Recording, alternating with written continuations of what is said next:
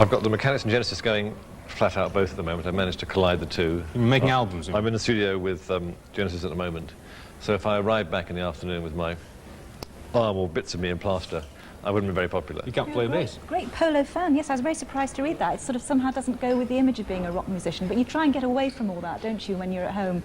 Yeah, I mean, it's you know, it's a sort of 24-hour job doing what I do, so any break like that, and polo is a fantastic one for actually forgetting about everything but the game. I'm completely hooked. Is it anything like Jilly Cooper's novel? Have you read He Jilly doesn't know because Cooper's he's not novel? read it. I'm talking to him. I tried to buy a copy at the airport, but they keep selling out. It's very naughty. I think, well, I don't think he's Dancer Maitland. There's a character in it called Dancer Maitland. My wife's told me about him. Yes, he's the rock star. I, well, I hope I'm not him. No, I don't think you are. No, we won't go otherwise you through wouldn't any be more married. details. No. No, I mean, you've been with Genesis and now Mike and the Mechanics, obviously, for a long time. You don't really still need to go on tour and to work, do you? Because you've all made quite a lot of money and you've all got these wonderful country houses. Yeah, I mean, the most important thing to remember is that basically I'm paid for doing what I love doing. It's my hobby. I mean, I love writing music. That's where it all starts. And so Genesis now tend to record every sort of 3 or 4 years, and in between I still have music to write, and I want to write it. So the Mechanics started from that reason, really. And I still enjoy it. But it's odd, isn't it? I mean, a lot of very good rock and pop groups will fade away and people will forget them if they don't make a lot of albums in a very short space of time. As you say, you do it, what, every 3 years or so with Genesis, and yet there's no problem. I mean, they move off the shelves like hotcakes. Now, why is that? Is it because of a loyalty in the audience that you've got?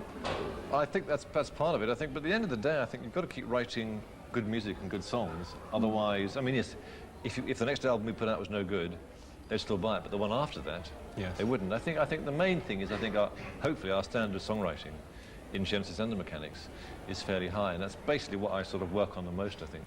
Do you think the days of the very long-lasting supergroup like Genesis are over? I mean, do you think that groups coming up now, these days, young musicians, are likely to sort of stand the test of time so much?